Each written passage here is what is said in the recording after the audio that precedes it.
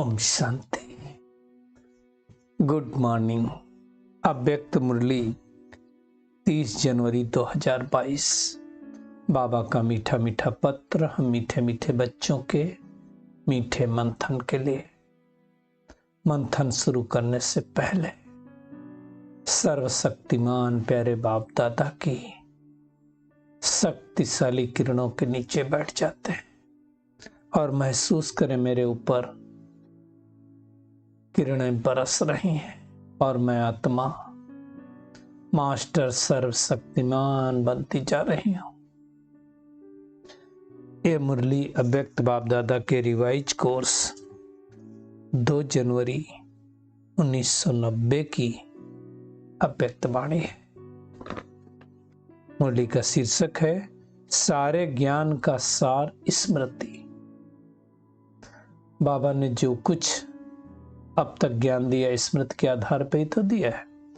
तो आज समर्थ बाप अपने चारों ओर के समर्थ बच्चों को देख रहे। शिव निराकार परमात्मा ब्रह्मा बाबा के तन का आधार लेकर के समर्थ बच्चों को देख रहे हैं। हर एक समर्थ बच्चा अपने समर्थी प्रमाण आगे बढ़ रहे हैं। इस समर्थ जीवन अर्थात सुखमय श्रेष्ठ सफलता संपन्न अलौकिक जीवन का आधार क्या है? इस संपन्नता जीवन का आधार क्या है? बाबा कहते हैं इस सब का आधार है एक शब्द, और वो शब्द कौन सा है? स्मृति। बाबा कहते हैं वैसे भी सारे ड्रामा का खेल क्या है? स्मृति और विस्मृति का खेल है। आप दुनिया में भी देखो स्मृति और विस्मृति का ही खेल तो चलता है। इस समय स्मृति का खेल चल रहा है। जब से पुरुषोत्तम संगम युग हुआ हमारे लिए, तब से स्मृति का खेल चल गया। याद आ गया ना क्या स्मृति दिलाया बाबा ने? बाप दादा ने अब ब्राह्मण आत्माओं का परिवर्तन किस आधार पे किया? यही स्मृति दिलाई ना कि आप आत्मा हो, शरीर नहीं हो। और इस स्मृति से ही हम लौकिक से अलौकिक में परिवर्तित हो गए, सब कुछ बदल गया। तो बाबा कहते हैं मानव जीवन की विशेषता क्या है?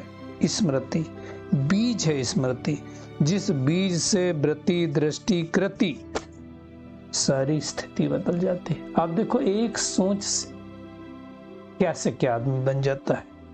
वास्तव में देखा जाए तो स्मृति यानी सोच यानी थॉट हमारी डेस्टिनी डिसाइड करता है।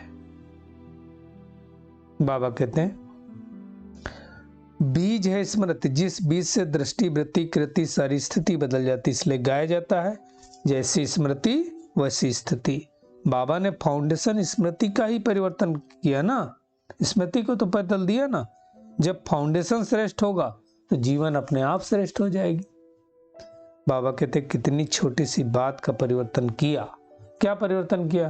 तुम शरीर नहीं हो, मैं आत्मा हूं। और जैसे आत्मा की स्मृति आई तो आत्मा के सातों गुण याद आए। मैं सुख शांत प्रेम आनंद शक्ति पवित्र स्वरूप हूं। तो उस स्वरूप में स्थित हो गए, इसलिए परिवर्तन हो गया। तो बाबा कहते हैं अब ये समर्थ जीवन कितना प्यारा हो गया। स्वयं भी स्मृति स्वरूप बने, औरों को भी बनाए, है ना। तो बाबा कहते हैं इस स्मृति से संसार ही बदल गया।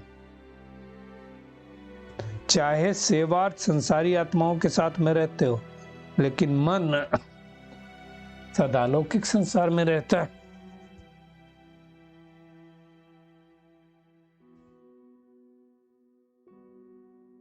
और इसको ही कहा जाता है सदा स्मृति स्वरूप। बाबा कहते कोई भी परिस्थिति आ जाए, लेकिन स्मृति स्वरूप अगर आत्मा है तो समर्थ अगर है होगी वो आत्मा। और परिस्थिति को क्या समझेगी ऐसी आत्मा? खेल लगेगा उसको, क्योंकि स्मृति आ गई कि मैं आत्मा हूं। खाली हाथ आई थी, खाली जाएंगी, खाली संस्कार लेकर के जाएंगे। अब तो वापस जाने का समय आ गया। तो ये परिस्थितियां रास्ते के साइड सीन लगेंगे। बाबा कहते साइड सीन तो अच्छे लगते ना, खर्चा करके लोग साइड सीन देखने जाते हैं, कहेंगे आज साइड सीन देखने जा रहे हैं, है ना। साइड सीन अच्छे ना हो तो रास्ता भी अच्छा नहीं लगता है।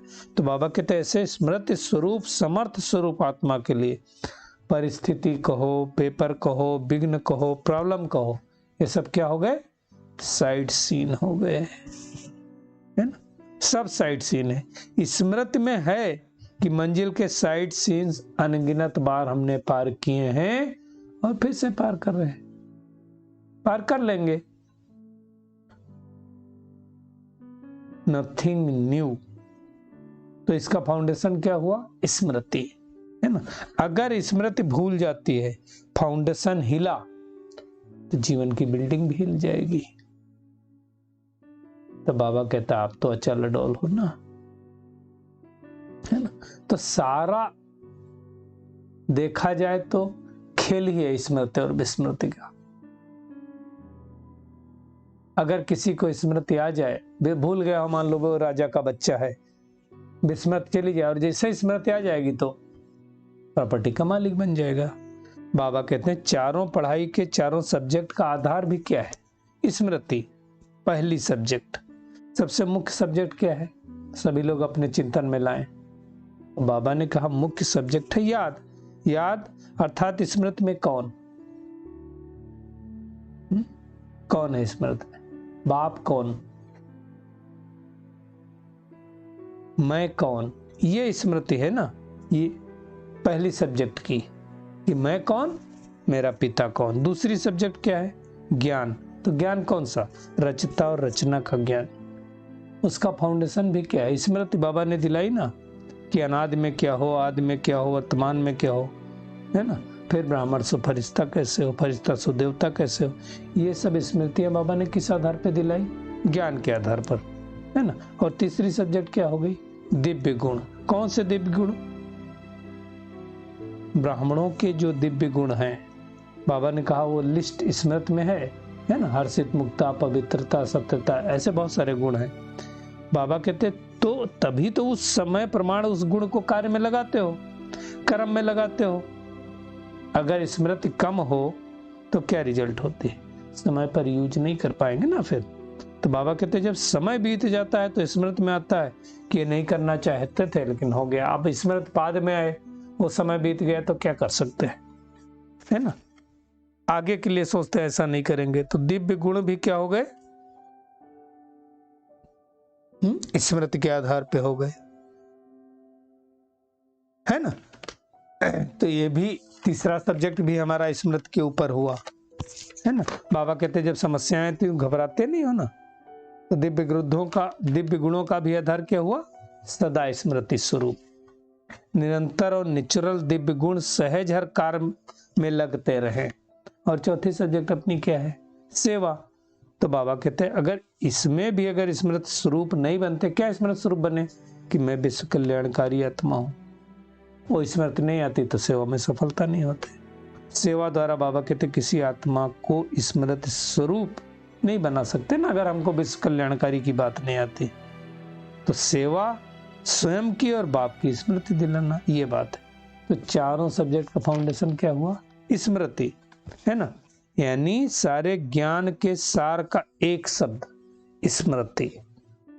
इसलिए बाप दादा ने पहले भी कहा, अभी भी कह रहे हैं कि लास्ट पेपर का क्वेश्चन भी क्या आने वाला है। लंबा चौड़ा तो पेपर आएगा नहीं, एक ही क्वेश्चन का पेपर होगा और एक ही सेकंड का पेपर होगा। क्वेश्चन पेपर क्या होगा? नष्टो मोहा स्मृति स्वरूप। उसमें भी स्मृति है, एक ही सेकंड का है। देखो पेपर भी बाबा ने आउट कर दिया है, क्वेश्चन भी पहले से सुन लिया। फिर तो सभी पास होने चाहिए, बाबा कहते हैं। सभी नंबर 1 पास होंगे। बाबा पूछ रहे हैं नंबर 1 पास होंगे। भगवान पूछ रहा है। बाबा ने कहा डबल विदेशी किस नंबर में पास होंगे? नंबर 1 तो माला को खत्म कर देना। बाबा कहता है नंबर 1 माला तो फाइनल कर देना।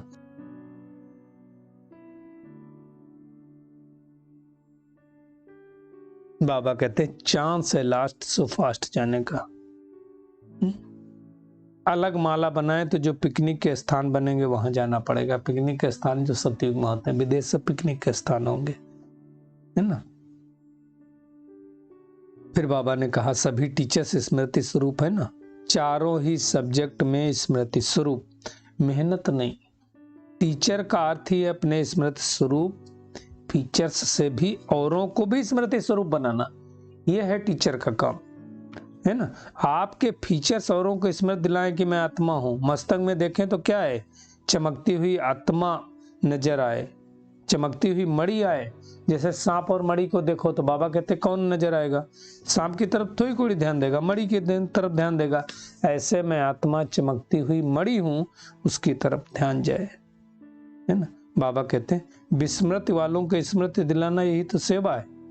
तो बाबा ने कहा इससे समर्थ हो या घबरा जाते हो?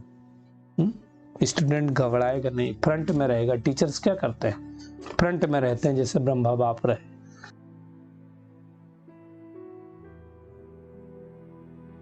तो ऐसे ही फ्रंट में रहना है। बाबा कहते ये तो नहीं सोचा कि बहुत बड़ा त्याग किया है? त्याग नहीं, भाग्य ज्यादा है, प्राप्ति ज्यादा है। बाबा कहते सिर्फ सफेद साड़ी पहनी हो तो और ब्यूटीफुल बन गई हो, फरिश्ते परियां बन गई हो, और क्या चाहिए? बाकी खाना पीना छोड़ा। तो डॉक्टर आजकल भी क्या कहते हैं, ज्यादा नहीं खाओ, कम खाओ, सादा खाओ। डॉक्टर भी तो खाने नहीं देते हैं, तो छोड़ा क्या? गहना पहनना छोड़ा। तो बाबा कहता गहना मत पहनो, आजकल चोर पीछे लग जाते हैं। अच्छा किया जो छोड़ दिया, समझदारी का काम किया। तो त्याग का पदम गुणा भाग्य मिल गया, इस नशे में रहो,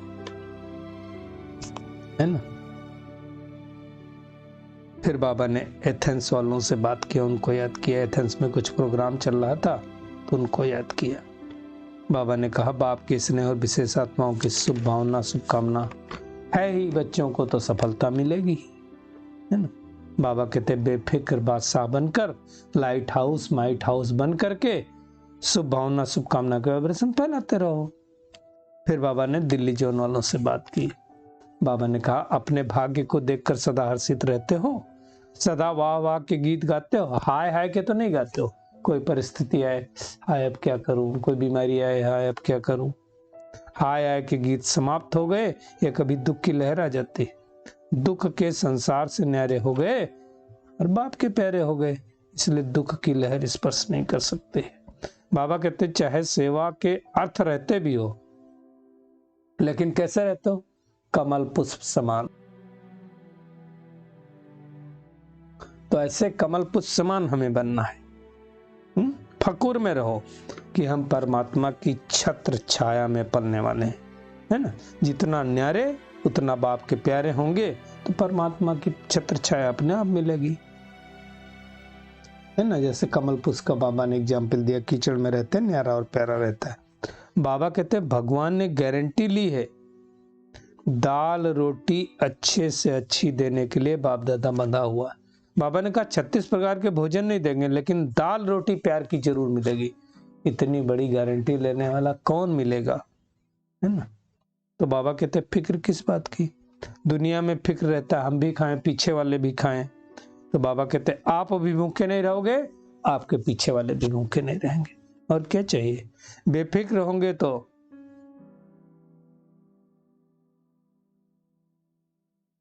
धरनी पर सोएंगे, बाबा कहते तो भी नींद आएगी। डल्लप में अगर सो, कोई एसी में भी सोए, लेकिन फिक्र वाला होगा तो नींद नहीं आएगी ना। और बाबा कहते हैं बेफिक्र होंगे तो बाहों की तकिया भी बना लेंगे तो भी नींद आ जाएगी, है ना। तो बेफिक्र रहने की बादशाही, बाबा कहते हैं सब बादशाहियों में श्रेष्ठ है। तो चेक करें हम ऐसे बेफिक्र बने हैं, भगवान मिल गया इसके बाद भी फिक्र है क्या? विधाता भगवान ने हमारे मस्तक पर श्रेष्ठ भाग की लकीर खींच दी तो बेफिक्र हो गए ना, फिर चिंता किस बात की। अगर ताज पहन के भी कोई तख्त पर बैठ के चिंता करे तो खुशी नहीं होगी ना। बाबा कहते हो टोपी या कुर्सी वाले आप बादशाह नहीं हो, आप बेफिक्र बादशाह हो। पूछते हैं बाबा पुत्रों धोत्रों का फिक्र है? अपना कल्याण होगा तो उन लोगों का भी कल्याण हो ही जाएगा ना। तो बाबा कहते सदा अपने मस्तक पर श्रेष्ठ भाग्य की लकीर देखते रहो, वाह मेरा श्रेष्ठ ईश्वरीय भाग्य। धन दौलत का भाग्य नहीं, ईश्वरीय भाग्य, इसी नशे में रहो। बाबा कहते धन तो पीछे पीछे आएगा परछाई की तरफ, है ना। ईश्वरीय भाग्य और प्राप्ति के नशे में रहो। ब्राह्मण जीवन है ही खुशी की जीवन, तो खुशी से खाना, खुशी से रहना, खुशी से बोलना, खुशी से काम करना, है ना। उठते ही आंख खुली तो क्या हुआ, बाबा सामने मिल गया, भगवान सामने, तो खुशी होगी ना।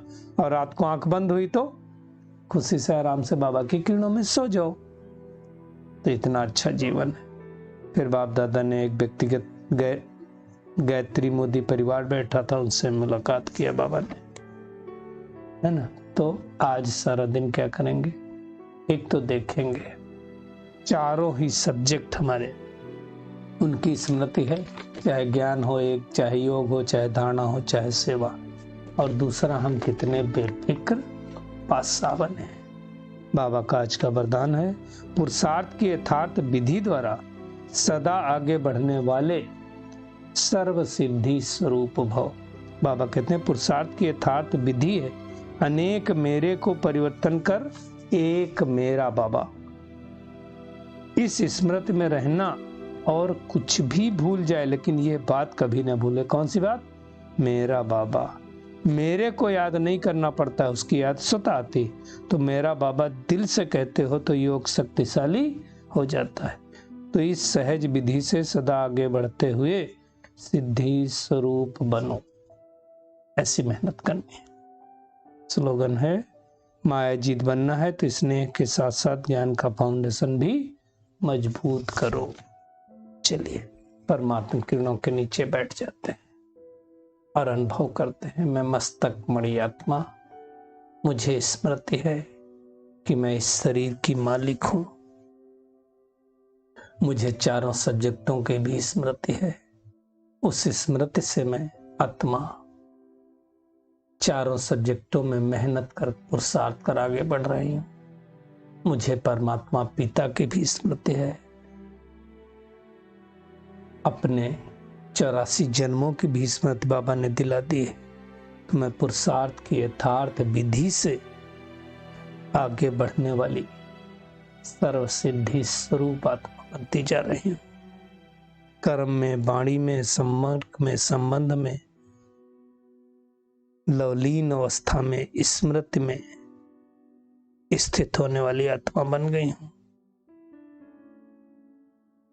मैं पद्मा पदम भाग्यशाली आत्मा हूं। भगवान ने मुझे अपना बनाया है और मुझे सारे ज्ञान का सारी स्मृति हर समय रहती है कि अब मुझे संपूर्ण होकर के अपने घर जाना है।